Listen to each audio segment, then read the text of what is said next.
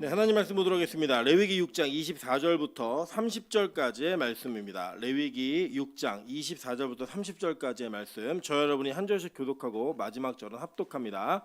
교독합니다. 여호와께서 모세에게 말씀하여 이르시되 아론과 그의 아들들에게 말하여 이르라. 속죄제의 규례는 이러하니라. 속죄제 제물은 지극히 거룩하니 여호와 앞 번제물을 잡는 곳에서 그 속죄제 제물을 잡을 것이요 죄를 위하여 제사 드리는 제사장이 그것을 먹되 곧 회막 뜰 거룩한 곳에서 먹을 것이며 그 고기에 접촉하는 모든 자는 거룩할 것이며 그 피가 어떤 옷에든지 묻었으면 묻은 그것을 거룩한 곳에서 빨 것이요 그 고기를 토기에 삶았으면 그 그릇을 깨뜨릴 것이요 유기에 삶았으면 그 그릇을 닦고 물에 씻을 것이며 제사장인 남자는 모두 그것을 먹을지니 그것은 지극히 거룩하니라. 합독합니다. 그러나 피를 가지고 회막에 들어가 성소에서 속죄하게 한 속죄제 제물의 고기는 먹지 못할지니 불사를 지니라. 아멘. 네, 우리 주변에 있는 분들에게 이렇게 한번 인사하겠습니다. 당신이 내 옆에 앉은 게 되게 큰 기쁨입니다.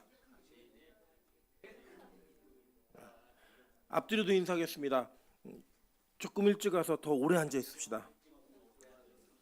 네, 우리 빛가서 공교회가 함께 앉아서 예배드리는 게 기쁨이 되는 교회가 되기를 소망합니다. 주일의 예배는 우리가 하나님께 드리는 예배이지만 동시에 성도들과 함께 드리는 예배입니다. 그 함께 드리는 예배 속에 함께라는 단어 속에 기쁨을 찾는 우리 빛가서 공교회 교인들 되시기를 주님의 이름으로 축원합니다. 네, 오늘은 레위기 11번째 강의 시간입니다.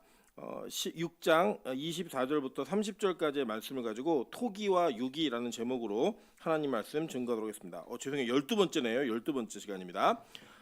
우리가 이게 배웠다시피 레위기는 제사법에 대한 것들이 먼저 등장을 합니다. 그 제사법에 대한 등장이 앞부분에서는 저희가 배웠듯이 일반 봉헌자들, 제사자들에게 드리는 예배 지침이 있었죠. 그죠? 그리고 6장부터는 누구에 대한 지침이었어요?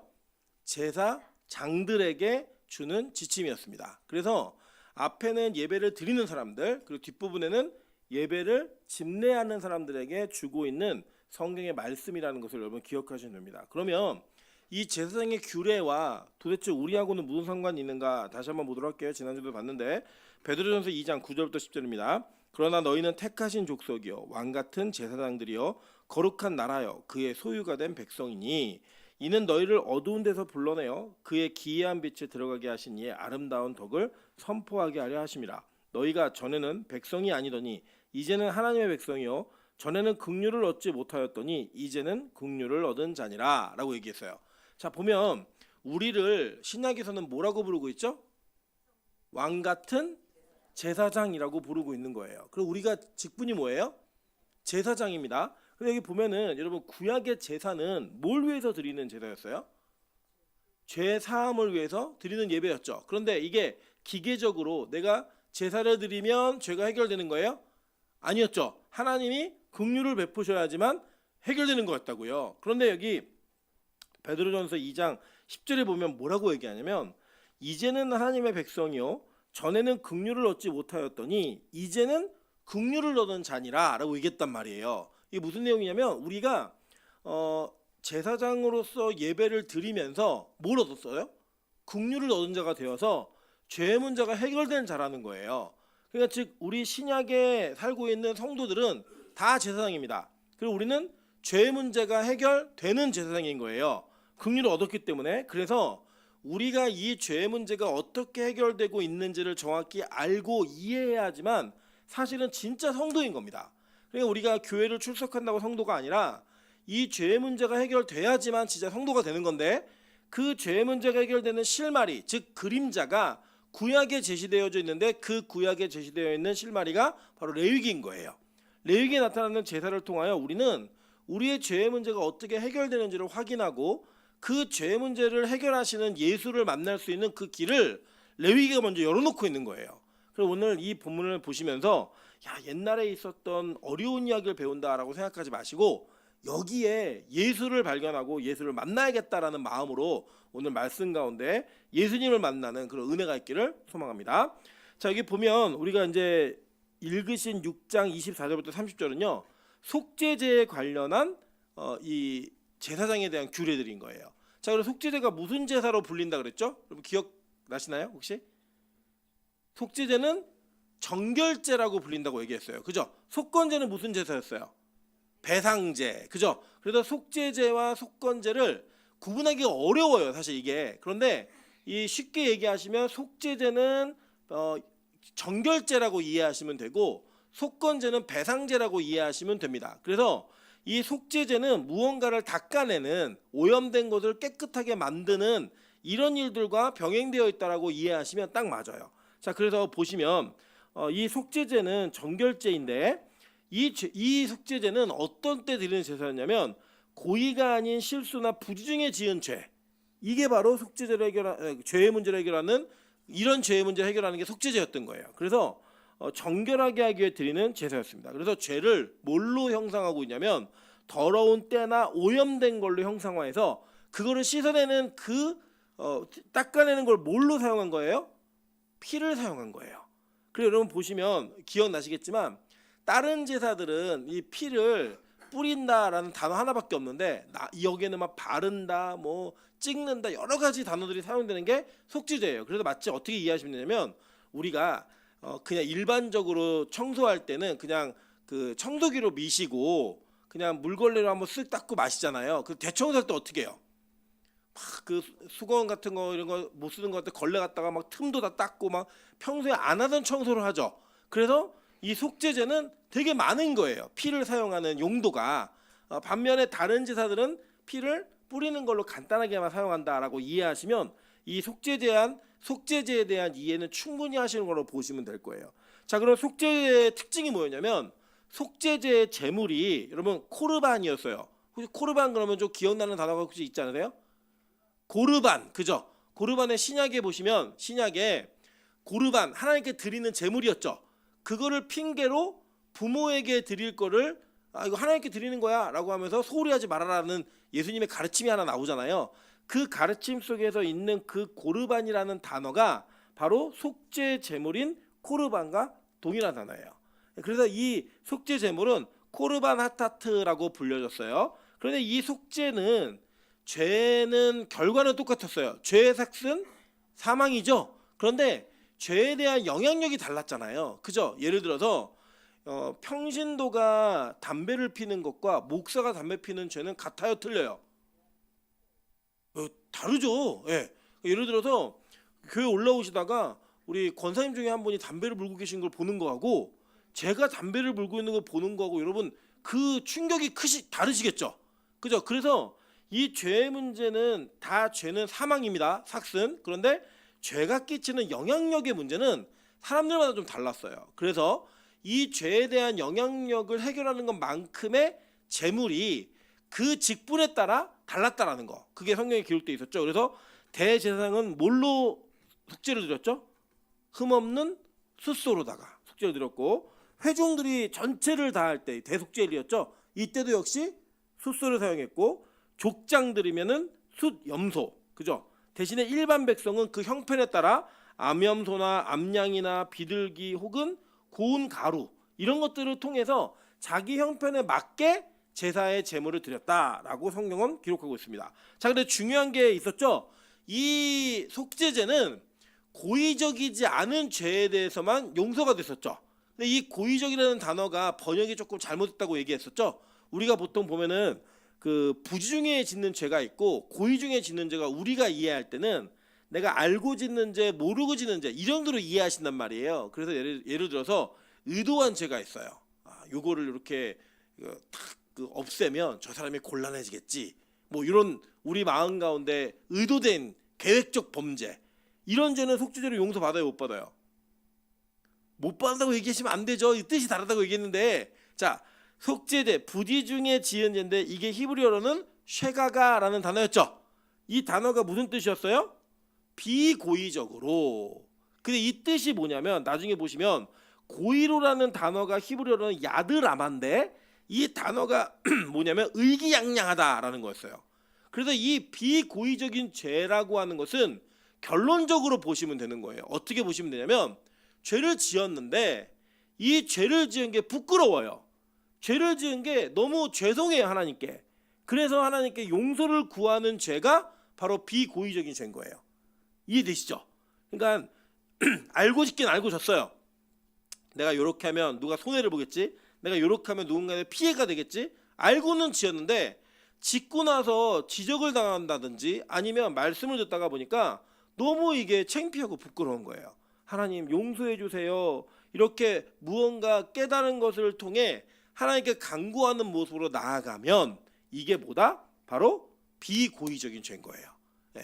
그리고 여러분, 우리가 지은 죄의 문제는 용서를 받을 수 있다 없다?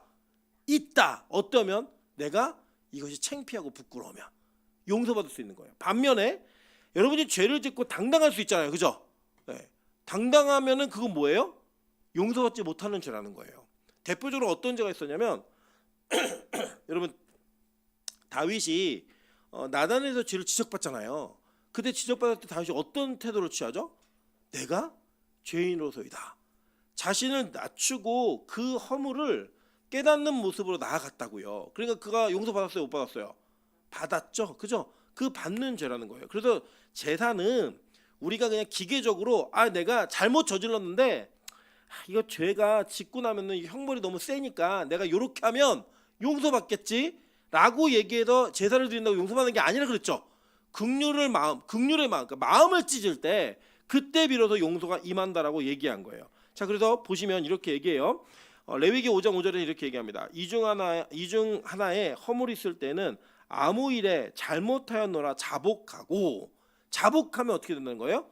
용서받는다는 거예요. 그죠? 그리고 한번 계속 볼게요. 히브리서 10장 26절부터 31절입니다. 우리가 진리를 아는 지식을 받은 후 짐짓 죄를 범한즉 다시 속죄하는 제사가 없고 오직 무서운 마음으로 심판을 기다리는 것과 대적하는 자를 태울 맹렬한 불만이 있으리라.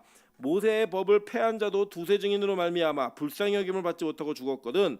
하물며 하나님의 아들을 짓밟고 자기를 거룩하게 한 언약의 피를 부정한 것으로 여기고 은혜의 성령을 욕되게 하는 자가 당연히 받을 형벌은 얼마나 더 무겁겠느냐. 너희는 생각하라. 원수 갚는 것이 내게 있으니 내가 갚으리라 하시고 또 다시 주께서 그의 백성을 심판하리라 말씀하신 것을 우리가 아노니 살아계신 하나님의 손에 빠져 들어가는 것이 무서울진저라고 얘기해요. 그러니까 뭐냐? 죄를 지으면, 여러분 예수 믿고 우리 죄 져요 안 져요? 짓죠. 근데 그 죄를 지으면 다 용서 못 받는다가 아니라 그 죄를 지은 게 당당한 자들에게는 이 히브리서 10장의 말씀이 유효한 거예요. 근데 이것을 죄를 짓고 나서 너무 두려워 떨고 무섭는 사람들, 이 죄의 문제를 꼭 해결받고 싶은 사람들에게는 이게 유효하다 유효하지 않다? 유효하지 않다라는 거예요. 그래서 여러분, 성령을 거스린 죄는 용서받아요 못 받아요? 못 받아요. 그러면 성령을 거스렸다라고 하는 그것이 무슨 의미인지를 여러 가지 해석을 하지만 내가 성령을 거스렸다라고 고민하는 사람은 이 성령을 거스린 죄를 범한 거예요 안 범한 거예요? 안 범한 거예요 여러분. 이걸 고민하는 사람은 안 범한 거고요. 고민도 안 하는 사람들이 있어요. 예를 들면 지옥이 있다라고 하면 겁이 나요 안 나요? 나는 분들은 지옥을 믿는 거예요. 이분들은 지옥에 가는 문제 때문에 내가 안 가고 싶어서 내 죄의 문제 해결을 노력을 하겠죠. 그런 분들은 성령을 거스르지 않는다는 거예요. 반면에 지옥 뭐 있거나 말거나 가고 말지 이런 마음이다? 이건 뭐예요? 이게 성령을 거스린 거예요. 그러니까 목사님 제가 성령을 거스린 것 같아요 라고 말씀하시는 분들은 성령을 거스르지 않은 거예요. 반면에 당신이 성령을 거스렸습니다 라고 얘기할 때 내가 무슨 성령을 거스렸어? 이거는 성령을 거스를 확률이 커요. 이게 무슨 얘기인지 이해되시죠? 이 비고의적인 죄가 이렇게 우리에게 적용되어진다라고 아시면 되는 거예요. 자, 그래서 요한일서 1장 9절부터 10절 다 같이 한번 읽어보겠습니다. 시작. 만일 우리가 우리 죄를 자백하면 그는 미쁘시고 의로우사 우리 죄를 사하시며 우리를 모든 불의에서 깨끗하게 하실 것이요 만일 우리가 범죄하지 아니하였다 하면 하나님을 거짓말하는 이로 만드는 것이니 또한 그의 말씀이 우리 속에 있지 아니하니라. 자, 이 요한일서가 바로 속죄죄를 근거로 하여서 우리에게 주시는 말씀인 거예요. 그러니까 이해가 되시죠? 무슨 말씀인지. 자, 그렇게 이게 되는 겁니다. 그런데 이제 이렇게 속죄죄에 대한 얘기가 우리가 이미 배운 이야기인데 오늘 여기 보시면 자 이렇게 얘기해요. 25절 한번 볼까요? 6장 25절. 아론과 그의 아들들에게 말하여 이르라. 속죄죄의 규례는 이러하니라. 속죄죄 제물은 지극히 거룩하니 여호와 앞 번제물을 잡는 그곳에서 그 속죄죄 제물을 잡을 것이요 라고 얘기했어요. 자, 재물이 거룩하대요. 자, 이게 우리 안에 뭔가 깨닫는 은혜가 좀 있어야 되는데 이거예요. 잘 보세요. 원래 제사 형태는 예를 들어서 대제사장이 범죄를 했어요. 그럼 뭘로 아까 제물을 드려야 된다 그랬죠? 숫소, 그죠? 그러니까 숫소를 데리고 왔는데 이 흠없는 숫소에게 안수를 하면 어떤 일이 벌어진다 그랬죠? 내 죄가 소에게 전가되는 거예요. 그러면 이 소는 죄가 있어요, 없어요? 죄가 있죠. 탐임, 완벽한 그런 흠이 없는 의로움이었는데 그 탐임의 죄가 들어가 버렸어요. 대신에 그 탐임은 누구한테 왔어요? 나한테 왔죠. 그럼 우리 이거를 교환했다라고만 보는 거예요. 그런데 오늘 속죄제에 대한 제물에 대한 규례를 보니까 뭐라고 말하고 있냐면, 자, 속죄제의 규례는 이러하니라 속죄제 제물은 지극히 뭐래요? 거룩하다는 거예요. 이게. 자, 그러니까 이게 지금 우리한테 이제 의아하죠. 죄가 분명히 이 소에게 전가가 되었는데 이 전가된 소가 거룩하대요. 그럼 뭔가 안 맞는 것 같잖아요. 이게 왜 이렇게 얘기하고 있냐면 이 소가 그 소 자체가 거룩한 게 아니라 그 제물이 거룩하다라고 얘기하는 건 뭐냐면, 아까 우리가 이 앞에서 배웠던 속죄제에 대한 일반 규례에서는 이 죄를 가진 소를 어떻게 죽이는 거예요? 각을 뜨고, 그죠? 염통과 이 기름진 것들을 다 태워드렸죠. 이 태워드리고 나머지 고기, 남은 거, 그거는 누가 먹어야 돼요? 제사장이 먹는 거예요. 그런데 만약에 그 죽임을 당한 소가 계속 범죄에 있으면 이걸 먹으면 돼요, 안 돼요? 안 되는 거잖아요. 그러니까 이 소는 죄를 안고 죽는 순간 그 죄의 문제가 어떻게 된 거예요? 해결된 거예요. 그 남은 고기는 거룩하다는 거예요. 그래서 누가 먹을 수 있는 거예요? 제사장이 먹을 수가 있는 거예요. 자, 그러니까 우리가 지금 이건 뭐냐면 예수 그리스도가 이 제물이잖아요. 제물이 예수 그리스도 예표했잖아요. 예수가 우리의 죄를 대신 지셨죠. 그럼 원래 예수는 죄 없는 분이셨잖아요. 죄 없는 자가 죄 있는 자의 죄를 대신 지고 그 죄로 말미암아 죽임을 당하는 그 순간 그 죄의 문제는 해결이 되어지고, 이 예수는 계속 여전히 거룩한 자로 우리 안에 살아있는 거예요. 그 의미가 지금 이 속죄제 제물에게 담겨져 있는 겁니다. 자, 그래서 볼게요. 히브리서 7장 25절부터 28절입니다. 그러므로 자기를 힘입어 하나님께 나아가는 자들은 온전히 구원하실 수 있으니 이는 그가 항상 살아계셔서 그들을 위하여 간구하심이라. 이러한 대제사장은 우리에게 합당하니 거룩하고 악이 없고 더러움이 없고 죄인에게서 떠나 계시고 하늘보다 높이 되시니라. 자, 그러니까 이 제사장이 누구예요? 예수 그리스도죠. 대제사장이 예수 그리스도인데 우리에게 합당하니 그는 어떻게 돼요? 거룩하고 악이 없고 더러움이 없고 죄인에게서 떠나 계시고, 이렇게 얘기해요. 그러니까 예수님은 죄가 있는 분이다, 없는 분이다? 없는 분이라는 게 확실하죠, 그죠? 그럼 뭐라고 얘기해요? 계속 볼게요. 그는 저 대제사장들이 먼저 자기 죄를 위하고 다음에 백성의 죄를 위하여 날마다 제사 드리는 것과 같이 할 필요가 없으니 이는 그가 단번에 자기를 들여 이루셨음이라. 율법은 약점을 가진 사람들을 제사장으로 세웠거니와 율법 후에 하신 맹세의 말씀은 영원히 온전하게 되신 아들을 세우셨느니라 라고 얘기하죠. 자, 그러니까 예수 그리스도가 죄 없음이 이미 구약에서부터 우리에게 예언되고 있는 거예요. 그러니까 예수님은 죄가 없는 분인데 우리를 이해 못하실 분은 아니죠. 왜요? 그 육체의 모든 것들을 같이 감당하시면서 그 인생을 살아오신 거예요. 그래서 예수님이 왜 죄가 있는 자들의 고통을 아시냐면, 자, 하나님은 영원하신 분이에요, 유한하신 분이에요? 영원하신 분이죠. 근데 그 영원하신 분이 인간이 되셨어요.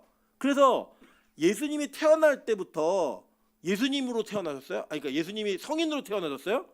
아니죠. 갓난 아이로 태어나셨다고요. 그래서 자라왔어요. 근데 우리가 아기 때부터 성인이 될 때까지는 자란다고 얘기하죠. 그 성인이 되고 나서부터는요, 늙는다고 얘기하죠, 그죠? 늙는다고 얘기하는 거예요. 그거는. 그럼 늙는 거는 뭐의 결과예요? 죄의 결과잖아요. 근데 그 예수님이 그 죄의 결과를 감당하셨다고요. 우리 인간이 원래 피곤했어요, 안 피곤했어요? 안 피곤한 존재였어요. 병이 있었어요, 없었어요? 없는 존재였다고요. 그런데 죄의 결과로 인하여서 그렇게 피곤하고 아픈 그 몸의 한계를 누가 지신 거예요? 예수님이 지신 거예요. 그 예수님이 피곤하셨어요? 안 피곤하셨어요? 피곤하셨어요. 배고프셨어요? 안 배고프셨어요? 배고프셨어요. 그래서 예수님의 일생에 그 모든 것들을 다 감당하셨는데 그거는 예수님이 죄인이기 때문에 감당하신 게 아니라고요. 우리 죄를 대신 지시기 위한 예수 그리스도의 그 모습 속에 하나님이 우리의 죄를 대신 감당하는 모습을 심어 놓으시기 위해 진짜 인간이 되신 거예요. 그리고 우리 모든 것들 다 감당하시고 그 죄 때문에 십자가에서 죽으심으로 말미암아 우리의 죄의 문제를 해결하신 거룩하신 분, 깨끗하신 분, 죄가 없고 더러움이 없는 분, 악이 없는 분, 그게 바로 예수님이라는 거예요. 자 보세요. 그래서 예수님이 우리에게 이렇게 말씀하십니다. 레위기 11장 44절부터 45절입니다. 나는 여호와 너희의 하나님이라. 내가 거룩하니 너희도 몸을 구별하여 거룩하게 하고 땅에 기는 길짐승으로 말미암아 스스로 더럽히지 말라. 나는 너희의 하나님이 되려고 너희를 애굽 땅에서 인도하여 낸 여호와라. 내가 거룩하니 너희도 거룩할지어다 라고 얘기해요. 자, 이 얘기를 들으면 마치 우리가 어떤 모습과 행위를 통해 거룩하게 되어야 되는 것 같지만 사실 그렇지 않아요. 자, 이거는 이제 제가 오늘 저녁에 설교를 할 거예요. 저녁 예배 때. 그래서 여러분에게 우리가 보통 이게 성화라고 하는 단어를 통해서 여러분의 삶이 변화돼야 된다라는 얘기를 우리가 많이 들었고 배웠단 말이에요.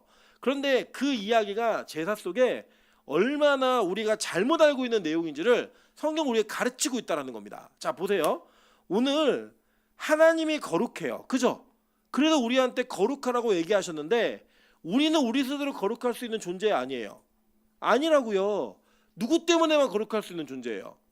예수님 때문에 거룩하게 되는 존재라고요. 그럼 구약의 예수의 예표는 뭐였어요? 지금 속죄제와 같은 제사였다고요. 그러니까 그 제사가 우리를 어떻게 만드는 거예요? 거룩하게 만드는 거고 그 거룩하게 만든 죄의 문제가 해결된 자가 이 고기를 먹으라는 거예요. 그러니까 예배드리기 전의 삶이 깨끗한 자가 이걸 먹어라가 아니라 그 제사를 드렸기 때문에 깨끗하게 된 자가 이 고기를 먹어라 이 얘기인 거예요. 자, 그 이야기를 우리가 어떻게 우리 신학에 적용되는지를 좀 더 자세하게 살펴보도록 할게요. 자, 베드로전서 1장 15절부터 16절입니다. 다 같이 한번 읽어보겠습니다.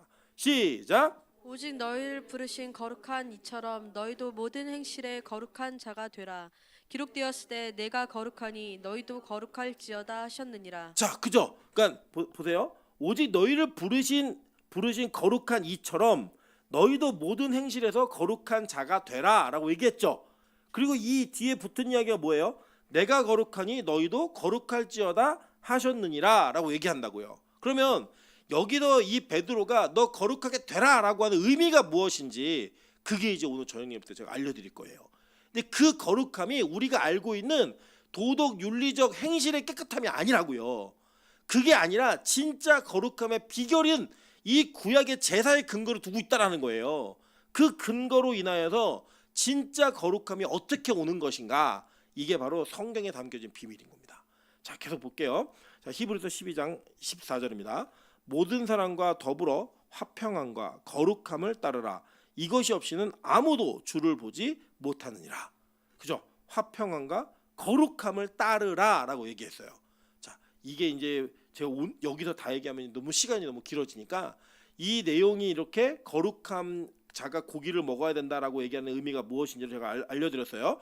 자, 아주 특이한 게 한 가지가 나와요. 한번 볼게요. 자, 27절입니다. 그 고기에 접촉하는 모든 자는 거룩할 것이며 그 피가 어떤 옷에 묻었으면 묻은 그것을 거룩한 곳에서 빨 것이요. 자, 이거 뭐냐면, 자, 피가 묻었어요. 피가 있어야 죄사함이 있다 그랬죠. 그러니까 그 피로 말미암아 옷을 빠는 모습이 여기 나오는 거예요. 그러니까 여러분 계시록에 흰옷 입은 자들이 막 나오니까 저 흰옷 입은 자들은 뭐예요? 이렇게 물었더니 요한이 물었더니 뭐라고 대답해줘요?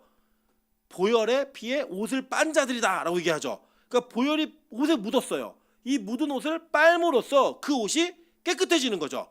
그래서 그 거룩함에 대한 이야기를 하는 거라고요. 즉 이 구약의 제사장들이 입는 옷은 신약에서 뭘 상징한다 그랬죠? 예수 그리스도였잖아요. 예수를 옷 입으라 라고 얘기했던 그 내용이 바로 그 내용이었어요. 그러니까 지금 여러분 이게 배우시는 게 누적이 되면 이게 싹싹 이해가 되시는 거예요. 그러니까 우리 그거 기억나시죠? 제사장의 옷이 원래는 그들의 부끄러움을 가리는 거였죠. 그 부끄러움을 가리는 옷의 실체는 신약에서 예수 그리스도였잖아요. 근데 그 예수 그리스도의 옷의 상징이었던 그 옷에 피가 묻으니까 피 묻음으로 인하여 옷을 어떻게 하게 되는 거예요? 빨게 되죠. 빨면은 그 옷이 깨끗해지게 되잖아요. 그 깨끗함, 여러분 피 묻은 옷 빨아보셨어요? 잘 안 빨리잖아요. 그 어떻게 빨아야 돼요? 그죠? 막 락스 넣고 막 그때는 이제 그 없는 시대는 어떻게 빨았을까요? 열심히 빠는 거예요. 열심히. 그 피해 걸 지우려 그러면 정말 깨끗하게 빨아야 되는 거예요. 예를 들어서 방수가 되는 옷에 뭐가 튀면 우리가 어떻게 하죠? 물티슈 같은 걸로 그냥 한번 쓱 닦아내면 그냥 이건 쓱 닦아내는 걸로 끝이에요. 반면에 옷 전체는 빨아도 돼요? 안 빨아도 돼요? 안 빨아도 되죠? 근데 이제 옷에 이게 여러분 린넨이었잖아요. 그러니까 마루된 옷이었잖아요. 거기에 피가 묻었다? 이거 어떻게 빨아야 돼요? 그냥 대충 빨아서는 빨린다 안 빨린다? 안 빨려. 막 삶고 막 계속 빨고 막 이렇게 해야 그게 이게 빠지잖아요 피가. 그러니까 나머지 깨끗했던 부분은 어떻게 해서 더 깨끗해지겠죠? 그 무슨 얘기인지 이해되세요? 그러니까 이 옷을 빠는 행위가 피로 인해 옷을 빠는 행위가 그 깨끗함을 유지하게 만든 거예요. 그걸 이제 얘기해 주는 거예요. 자, 그런데 아주 더 특이한 장면이 뒤에 나와요. 28절 한번 읽어보실게요. 자, 시작. 그 토기에 삶았으면 그 그릇을 깨뜨릴 것이요 유기에 삶았으면 그 그릇을 닦고 물에 씻을 것이며. 자, 여기 보니까 이 고기를 토기에 삶았으면 그 그릇을 깨뜨릴 거고 유기에 삶았으면 그 그릇을 닦고 물에 씻을 것이며 이렇게 얘기했어요. 그죠? 자, 그럼 오늘 설교 제목이 뭐예요? 토기와 유기예요. 자, 그러니까 이게 되게 중요한데 왜 이게 깨고 이게 또 닦냐? 이게 이제 여기에 비밀이 있는 거예요. 한번 보도록 할게요. 토기는 히브리어로 헤레스예요. 헤레스인데 이 단어의 뜻이 뭐냐면 흙, 토기, 질그릇이에요. 이게 다 헤레스가 토기인 거예요. 그래서 여러분 우리 옛날에 우리 뭐 고대 시대에 뭐 빗살무늬 토기 이렇게 할 때 그 토기의 재료가 뭐예요? 다 흙이죠, 그죠? 흙으로 만든 그릇이었다고요. 그래서 헤레스가 토예요, 토. 그리고 기는 뭐냐면 여러분 이게 또 히브리어랑 영어랑 발음이 똑같은데 우리가 보통 이렇게 여행 갈 때 들고 다니는 짐을 이렇게 가방을 뭐라고 부르죠? 캐리어라고 부르죠. 그래서 옮기다는 캐리라 그래요. 근데 이 토기의 기도 이렇게 들어 옮기다잖아요. 히브리어도 똑같이 발음이 캐리예요. 그래서 헤레스 캐리 그러면 토기 요건 거예요. 그래서 이 흙으로 만든 그릇으로 뭐 옮기는 걸 만들었다. 그러면 이거를 헤레스 캐리라고 불러요. 자, 그런데 이 토기가 의미하는 게 뭔가 성경을 통해 한번 살펴보도록 할게요. 자, 이사야 29장 16절입니다. 너희의 패역함이 심하도다. 토기장이를 어찌 진흙같이 여기겠느냐. 지음을 받은 물건이 어찌 자기를 지은 이에게 대하여 이르기를 그가 나를 짓지 아니하였다 하겠으며 빚음을 받은 물건이 자기를 빚은 이에게 대하여 이르기를 그가 총명이 없다 하겠느냐라고 얘기해요. 자, 이제 우리 그 중고등부에 은조가 있어요. 은조 오늘 안 온 거 못 온 것 같은데 은조가 전도사님께 질문을 하나 받은 거예요. 무슨 질문을 받았냐면 너는 신이 있다고 생각하니? 이렇게 질문하는 거예요. 네. 그러니까 은조가 뭐라고 얘기했냐면 자기는 신이 있다고 믿는데요. 왜? 그랬더니 자기가 존재하는 게 신이 있는 증거래요. 그리고 우리 은조가 그 예배는 안 드려도요. 뭐 주워들은 게 있어가지고 이렇게 얘기를 하는 거예요. 네. 그래서 이 은조가 그걸 얘기하는 걸 들으면서 전도사님이 그 전달을 받은 거예요. 그러니까 은조는 뭐냐면 자기가 존재한다는 것 자체가 신이 있다는 증거라는 거예요. 오늘 이 말씀이 그거거든요. 하나님을 성경은 뭐라고 표현하냐면 하나님이 토기장이라는 거예요. 그 토기장이신 하나님께서 우리를 빚으셔서 그릇을 만들었다는 거예요. 그 토기장이가 무슨 그릇을 만들겠어요? 토기를 만들겠죠. 우리가 뭐라는 거예요? 토기, 질그릇이라는 거예요. 우리는. 근데 이 토기장이가 마음대로 이걸 만들 수 있다는 거죠. 그래서 한번 볼게요. 자, 예레미야 18장 6절부터 10절입니다. 여호와의 말씀이니라. 이스라엘 족속아 이 토기장이가 하는 것 같이 내가 능히 너희에게 행하지 못하겠느냐. 이스라엘 족속아 진흙이 토기장이의 손에 있음 같이 너희가 내 손에 있느니라. 내가 어느 민족이나 국가를 뽑거나 부수거나 멸하려 할 때 만일 내가 말한 그 민족이 그의 악에서 돌이키면 내가 그에게 내리기로 생각하였던 재앙에 대하여 뜻을 돌이키겠고 내가 어느 민족이나 국가를 건설하거나 심으려 할 때 만일 그들이 나보기에 악한 것을 행하여 내 목소리를 청종하지 아니하면 내가 그에게 유익하게 하리라고 한 복에 대하여 뜻을 돌이키리라 라고 얘기했어요. 그 무슨 말이냐면 이거는 우리식으로 잘 이해할 수 있게 표현하시면 이런 거예요. 엿장수가 길을 가다가 순이네 집 앞에서는 3번을 가위를 긁었어요. 착착착 3번을 긁었어요. 좀 더 가서 철이네 집 앞에서는 5번을 착착 긁었어요. 그럼 조금 더 가가지고 우리 학주네 집 앞에서는 몇 번 할까요? 그냥 엿장수 맘대로 해요. 네. 엿장수가 하고 싶은 대로 하는 거예요. 그게 누구라는 거예요?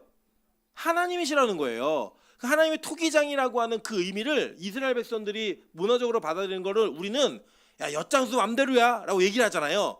똑같은 거예요 그게. 그러니까 하나님이 빚고 싶은 대로 빚고 그리고 부수고 싶으면 부수고 이거를 귀에 쓸 거면 귀에 쓰고 마음대로 하겠다는 거예요. 자 그럼 볼게요. 이거를 근거로 하여 로마서 9장에서 바울이 이렇게 설명하는 거예요. 로마서 9장 20절부터 21절입니다. 이 사람아 내가 누구이기에 감히 하나님께 반문하느냐 지음을 받은 물건이 지은 자에게 어찌 나를 이같이 만들었느냐 말하겠느냐 토기장이가 진흙 한 덩이로 하나는 귀 있을 그릇을 하나는 천 있을 그릇을 만들 권한이 없느냐라고 얘기하죠. 그 지적이 뭐예요? 엿장수 맘대로인 거예요. 하나님이 엿장수라는 거예요. 그리고 그 맘대로 하는 거를 우리는 어떻게 할 수 없다는 거죠. 그 이야기를 얘기하면서 이스라엘 문화권 안에서는 사람을 얘기할 때 뭐라고 얘기했어요? 토기로 얘기했다고요. 우리를. 자 근데 이 토기는 뭘로 만든 그릇이에요? 흙으로 만든 그릇이에요. 그래서 이 토기에다가 고기를 담으면 자 무슨 일이 벌어지느냐 이 고기가 뭐였어요? 속죄 제물이 누구를 예표하는 거였어요? 예수였잖아요. 그 예수라는 그 예수의 상징이었던 고기를 토기 그릇에 담았다가 이 그릇을 어떻게 하래요? 여기에 삶으면 부스러 오늘 성경이 있잖아요. 저 얼굴만 쳐다보지 마시고 성경을 보시라고요. 자 성경에 토기 그릇이 삶는 데 쓰여졌으면 이 고기를 삶고 난 이후에 토기 그릇을 어떻게 하래요? 깨뜨려 버리라는 거예요. 네. 깨뜨려 버리라고 얘기한 거예요. 여러분 우리 주부들은 다 요리를 하시니까 예를 들어 여러분 반찬 그릇에 반찬을 담고 난 다음에 반찬을 다 이렇게 요리를 하고 난 다음에 반찬을 그냥 꺼내고 그 그릇을 깨버리시면 아까워요 안 아까워요? 아깝죠, 그죠? 아까워요. 근데 보세요, 일회용 그릇은 버려요, 그죠? 일회용 그릇에 뭘 하고 나면 버린다고요, 그거는. 근데 이 버리는 거는 왜 버려요? 일회용 그릇은 네, 일회용이니까. 그러니까 예를 들어 일회용 그릇을 여러분 금으로 만들어요? 아니죠, 그죠? 귀한 재질로 만들지 않아요. 일회용은 다 뭘로 종이로 만들어요. 대부분이 종이로 만드는 이유가 뭐예요? 한 번 쓰고 버리라고. 가치가 없는 거예요. 그러면 그 일회용에 담겨서 오는 음식은 배달할 때 담겨오는 음식은 이게 용기가 귀해요? 아니면 내용물이 귀해요? 내용물이 귀하죠. 그러니까 내용물이 귀할 때는 그 내용물을 우리가 섭취하고 가지고 보관을 하지만 이 그릇은 어떻게 해요? 버린다고요. 아무것도 아니니까. 그죠? 지금 그 장면이 구약의 제사 속에 있는 거예요. 자, 그러면 예를 들어 이런 거죠. 우리는 어떤 존재냐면, 자, 먼저 이걸 보도록 할게요. 고린도후서 4장 7절입니다. 다 같이 한번 읽어보실게요. 고린도후서 4장 7절. 자, 시작. 우리가 이 보배를 질그릇에 가졌으니 이는 심히 큰 능력은 하나님께 있고 우리에게 있지 아니함을 알게 하려 함이라. 아멘. 자, 고기가 거룩했어요. 그릇이 거룩한 게 아니에요. 그죠? 이 구약의 제사 속에 있었다고요. 근데 고린도후서에서는 뭐라고 얘기하냐면 이 보배가 누구예요? 예수 그리스도를 어디에 가졌대요? 질그릇에 가졌다라고 얘기하는 거예요. 그래서 이 질그릇은 누구였어요? 표현이 우리였잖아요. 그러니까 우리 보통 이게 당신은 사랑받기 위해 태어나서 이것 하면요 뭐 다 울어요. 그렇게 사람들이 막 안 믿는 사람도 이 노래를 부르고 막 다 그러거든요. 근데 여러분 보시면 그 찬양에는 뭔가 하나 결핍된 게 하나가 있어요. 내용이 뭐냐면 여러분이 귀해서 여러분이 사랑받기 위해 태어난 존재가 아니에요. 사실은 우리 안에 누가 있기 때문에, 예수가 있기 때문에 우리가 귀한 거라고요. 그렇게 예수가 없으면 그냥 우리는 토기 이상도 이하도 아니에요. 그 안에 담겨진 예수가 있기 때문에 우리가 귀한 존재가 되는 거라고요. 그래서 이 토기를 삶았던 토기는 깨뜨리는 게 왜 깨뜨리냐면 여러분이 깨져야 그 토기 안에 있는 고기가 진짜 거룩함으로 우리에게 다가오는 은혜가 되는 거예요. 자, 이게 어떤 장면과 비슷하냐면, 여러분 혹시 기억나시는지 모르겠지만 기드온이 300용사를 데리고 전쟁을 할 때에 항아리에 담겨져 있는 횃불이 있었고 그 횃불에 있는 토기를 깨뜨립니다. 그죠? 근데 이게 깨뜨리는 횃불에 안에 담겨 있는 횃불이 히브리어로 라피도라는 단어인데, 이 단어가 창세기 15장에 쪼개진 고기 사이를 지나갔던 횃불과 똑같은 단어예요.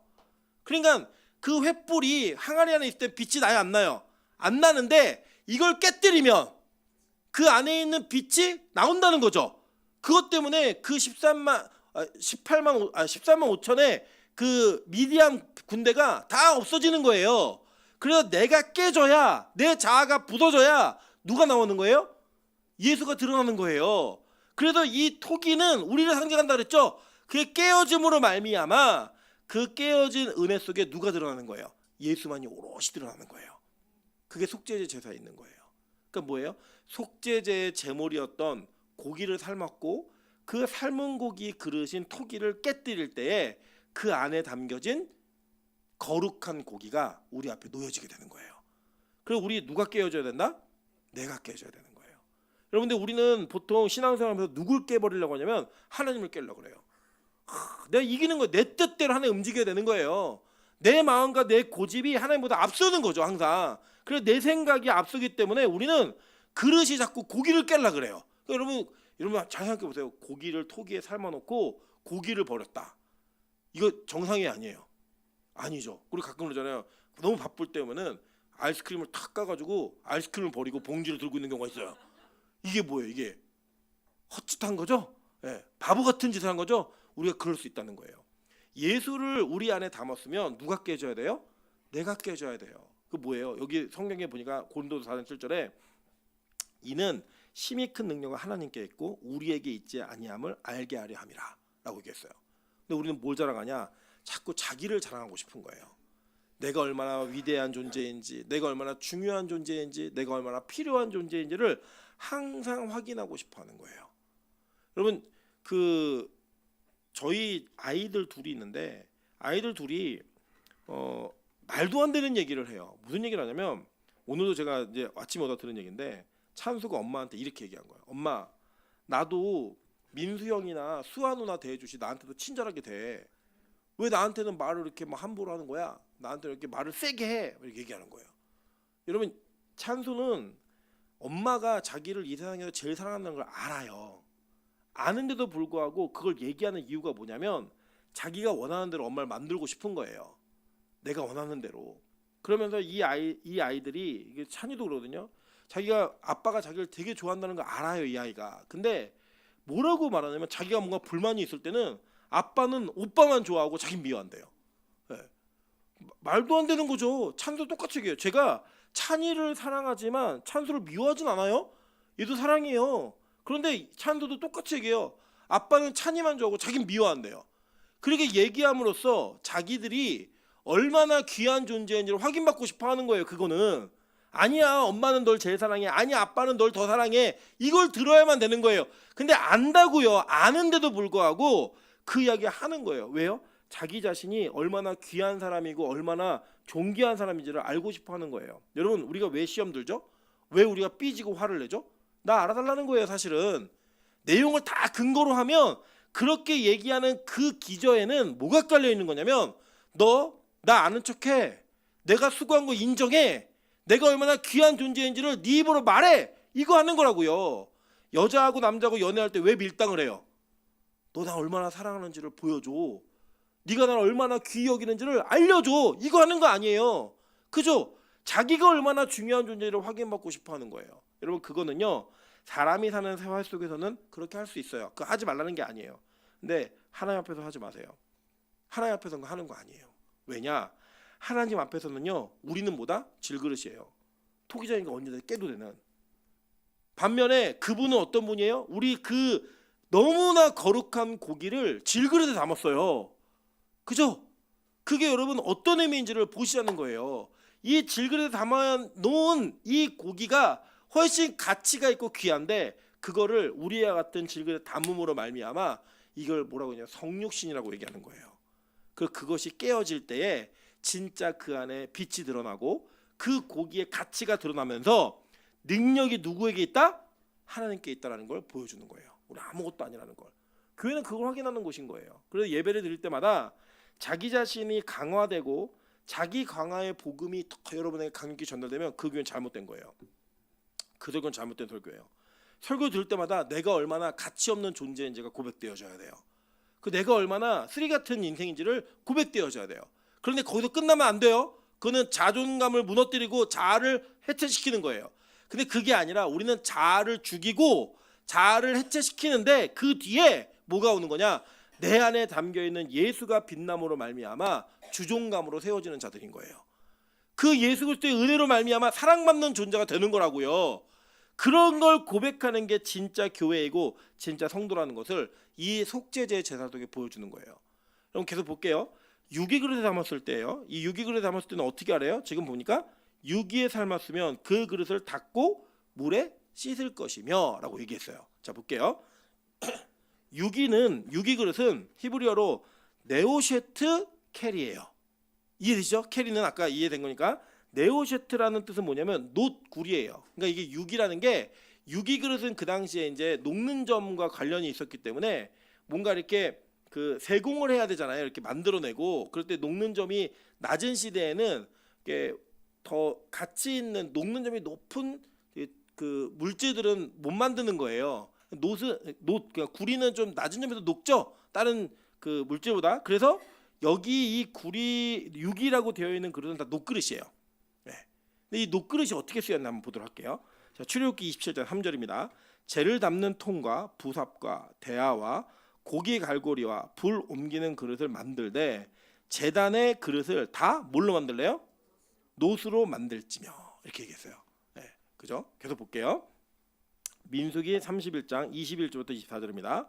제사장 엘르아살이 싸움에 나갔던 군인들에게 이르되 이는 여호와께서 모세에게 명령하신 율법이니라. 금, 은, 동, 철과 주석과 납 등의 불에 견딜 만한 모든 물건은 불을 지나게 하라. 그리하면 깨끗하려니와 다만 정결하게 하는 물로 그것을 깨끗하게 할 것이며 불에 견디지 못할 모든 것은 물을 지나게 할 것이니라. 너희는 일곱째 날에 옷을 빨아서 깨끗하게 한 후에 진영에 들어올지니라 라고 얘기했어요. 자, 그러니까 이제 여기 두 가지를 한번 이렇게 연합해서 좀 해설을 해드릴게요. 자, 아까 토기에 삶았으면 토기를 깨라 그랬죠. 근데 유기에 삶았으면 버리래요, 버리지 말래요? 버리지 말고 어떻게 하래요? 물로 닦아서 다시 쓰라고 얘기했죠. 자, 그런데 여기 보니까 지금 출애굽기에는 재를 담는 통, 이건 뭐냐면 번제로 태우고 난 다음에 태운 재가 남잖아요. 그걸 담는 통을 얘기한 거예요. 더불어 부삽, 대야, 고기 갈고리, 불 옮기는 그릇을 만들되, 자, 이거는 다 뭐로 만들래요? 놋으로 만들라고 얘기했어요. 그러니까 놋은 한 번 쓰고 마는 거예요? 아니면 계속 쓰는 거예요? 계속 쓰는 거예요. 자, 그리고 동시에 이 제단이나 이런 물건들을 뭘로다가 깨끗하게 만들었죠? 자, 다시 제단에 뿔이 있었어요. 제단 뿔을 1년에 한 번씩 깨끗하게 만드는 일이 있었는데 그 일을 언제 하는 거냐면 대속죄일에 하는 거예요. 자, 아까 대속죄일에 할 때 제가 뭘로다가 이걸 씻어낸다고 얘기했어요? 그렇죠. 피로 씻어낸다고 얘기했어요. 그래서 아까 대청소를 하면 일반 청소는 그냥 청소기만 한번 돌리는데 대청소하면 구석구석 다 닦죠. 근데 그 닦을 때 뭘로 닦아야 돼요? 피로 닦는 거예요. 그러니까 녹그릇을 뭘로 닦아서? 피로 닦아서 1년에 한 번씩 그 그릇을 정결하게 만드는 일을 한 거예요. 그게 어디 안에 들어가느냐? 속죄제 안에 포함되는 거예요. 자, 이해되셨죠? 그리고 아까 우리 그 제가 간지에 도표에 넣어드렸을 때 속죄 제물 그 코르반 하타트 보이시죠? 거기에 온 회중을 속죄할 때는 뭘 써라? 숫소를 사용하라고 얘기했죠. 그 온 회중의 죄를 속죄하는 그 날이 바로 대속죄일인 거예요. 이게 정결죄인 겁니다. 자, 그러니까 이 녹그릇, 즉 유기그릇은 무엇을 얘기하는 거냐면 토기가 깨어지고 나면 그 토기그릇이 없어지는 토기그릇은 일회용이잖아요. 근데 녹그릇은 다회용이라고 계속 쓰는 거라고요. 즉 우리가 옛사람이 죽었을 때는 한 번 죽는 걸로 끝나요. 그 새 사람이 되면 그 새 사람이 된 자들을 하나님이 또 깨버리세요? 아니에요. 그 새 사람이 된 사람은 닦아 쓰는 거예요. 그 예수님이 얘기하시죠. 베드로가 예수님이 세족식을 하시려고 수건을 허리에 두르시고 발을 씻기려고 그러니까 베드로가 뭐라고 했냐면 예수님 이건 하인들이 하는 건데 저는 이거 감당하지 못하겠습니다 라고 얘기했더니 예수님이 뭐라고 하셨냐면 네가 나한테 발 안 맡기면 너랑 나랑 상관없어 라고 얘기하니까 베드로가 뭐라고 얘기해요? 아 나 목욕시켜주세요 이렇게 얘기해요. 그럼 나 그 예수님과 친하고 싶으니까 목욕시켜주세요. 저질이죠 아주 그냥. 예. 그랬더니 예수님 뭐라고 얘기하세요? 한 번 목욕한 자는 다시 목욕할 필요가 없고 발만 씻으면 된다예요. 이해되셨죠? 자, 세례는 뭐였어요? 세례는 완전히 우리가 잠겨서 죽는 거죠. 그 다시 살아나는 거라고요. 그럼 한 번 세례받은 사람 또 세례받을 필요 있어요, 없어요? 없죠. 세례받은 사람은 그 세례받은 이후에도 죄를 지어야 안 져요? 짓죠. 그 죄만 씻어내는 거지 또 세례를 그때그때마다 받는 게 아니라고요. 자, 그러니까 지금 이 유기 그릇은 무언가 우리가 옛사람으로부터 새사람으로 바뀐 걸 얘기하는 거예요. 그래서 이제 민수기가 달려 있는 건데 이 민수기 31장은 무슨 규례냐면 우리가 이게 이스라엘 백성들이 적이랑 싸우잖아요. 그럼 그 성을 함락했을 때 거기에 있는 것들을 갖고 오는 거예요. 전리품으로. 그 내용이 뭐냐? 금, 은동, 철, 주석, 납 이런 것들을 갖고 왔는데 이건 다 불에 견딜 만한 거다. 그러면 어떻게 하래요? 모든 물건은 불을 지나가게 하래요. 그리고 견디지 못할 그 다음에는 뭐 하냐면 자 물로 그것을 깨끗하게 하라라고 얘기한 거예요. 그러니까 전리품을 어떻게 깨끗하고 정결하게 만드는지 얘기해 준 거라고요. 이해되시죠? 자 우리는 원래 누구 아래에 있었던 존재들이에요? 마귀 아래, 죄 아래에 있었던 존재들이잖아요. 근데 우리를 누가 건져오셨어요?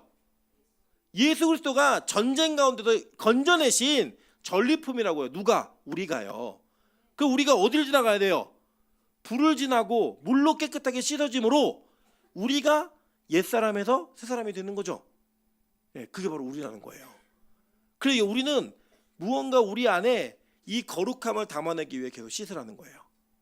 그 깨끗함에 대한 걸 얘기해 준 거예요. 그래서 이제 베드로전서 1장 7절부터 9절에 이 말씀들을 근거로 이렇게 얘기하는 거예요. 자 볼게요. 자, 다 같이 한번 읽어보겠습니다. 시작. 너의 믿음의 확실함은 불로 연단하여도 없어질 금보다 더 귀하여 예수 그리스도께서 나타나실 때에 칭찬과 영광과 존귀를 얻게 할 것이니라. 예수를 너희가 보지 못하였으나 사랑하는도다.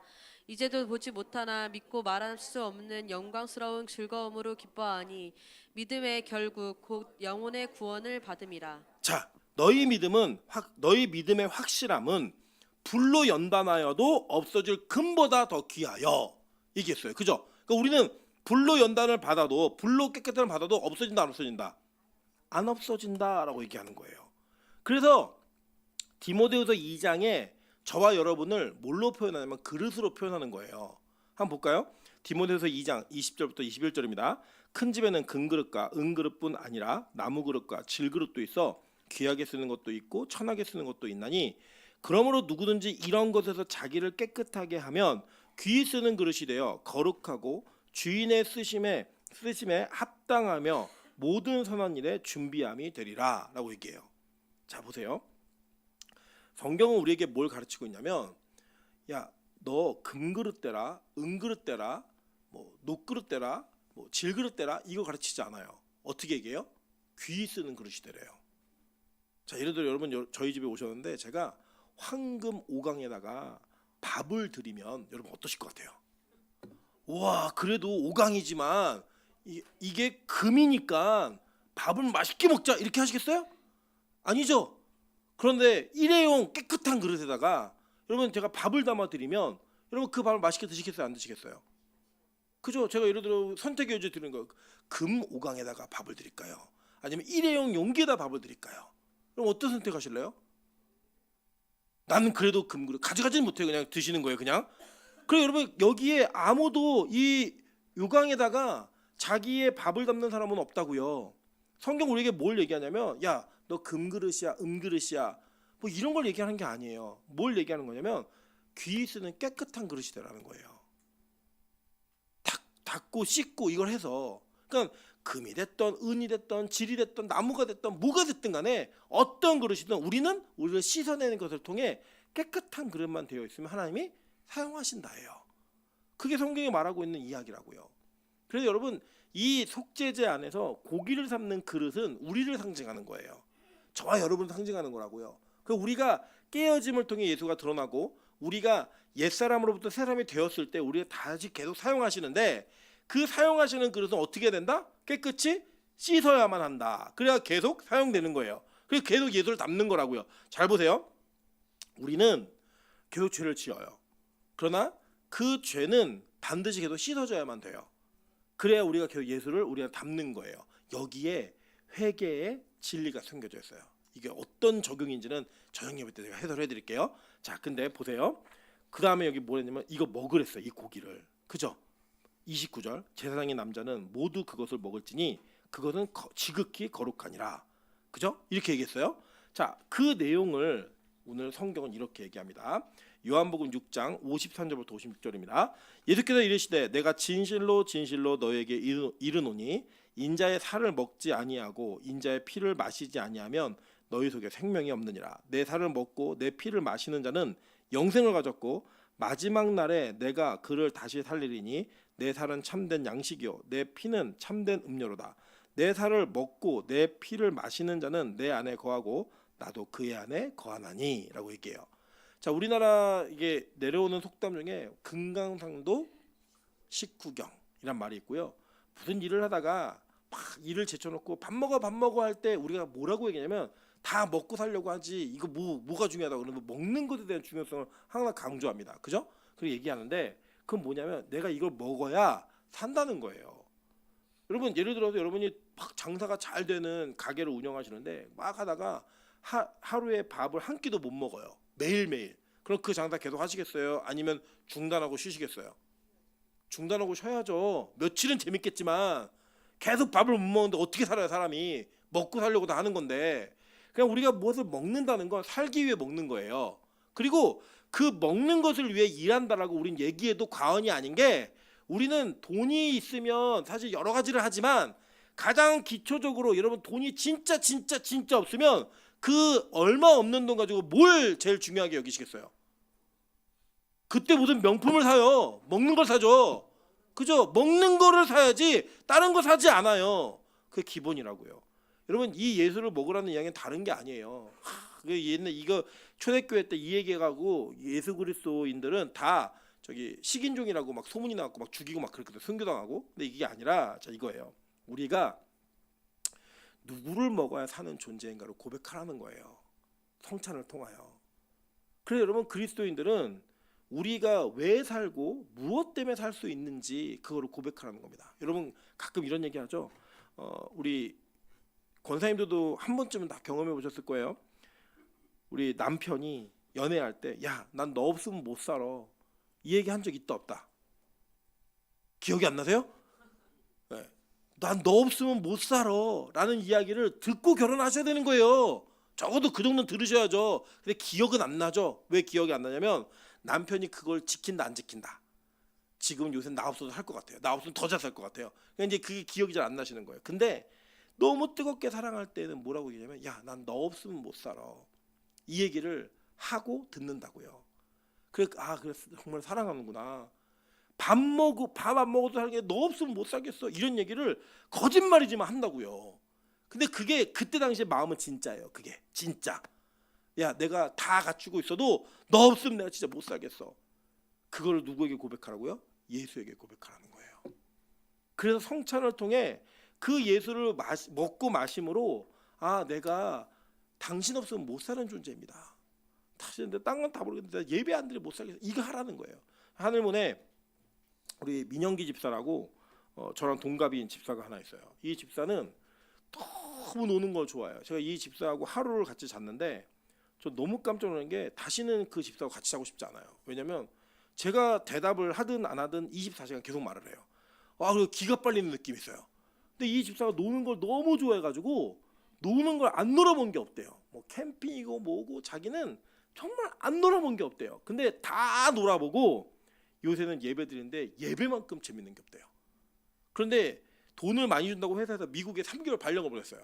발령을 받고 3개월 동안 주재원으로 가가지고 거기에서 뭐 집도 받고 월급도 많이 받고 막 이랬거든요.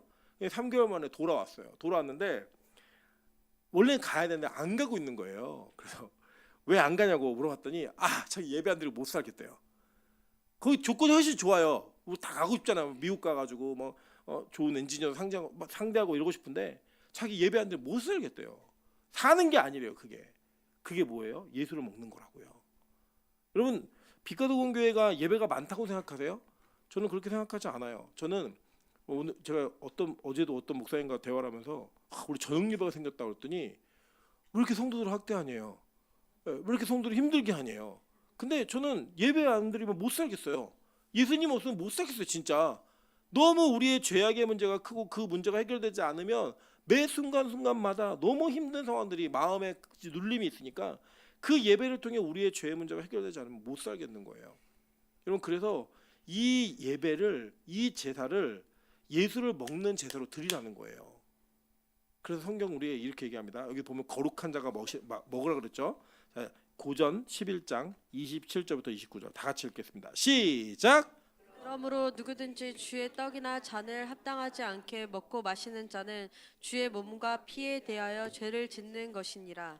사람이 자기를 살피고 그 후에야 이 떡을 먹고 이 잔을 마실지니 주의 몸을 분별하지 못하고 먹고 마시는 자는 자기의 죄를 먹고 마시는 것이니라. 자, 합당하지 않게 먹고 마시는 자 이게 뭘까요? 욕심대로 먹는 거예요. 막 그냥 나 배고프니까 먹는다. 나 그냥 살기 위해 먹는다. 맛있으니까 먹는다. 그 남을 배려하지 않고 먹는 이런 모습들이 교회 안에 있었다는 거예요. 그거 뭐예요? 합당하지 않게 먹는 자들. 이 사람들 뭐예요? 자기의 죄를 먹고 마시는 자라는 거예요. 그래서 여러분 이 제사는 기계적인 용서가 아니에요. 긍휼 입은 자가 긍휼 속에서 드리는 은혜의 표식이에요.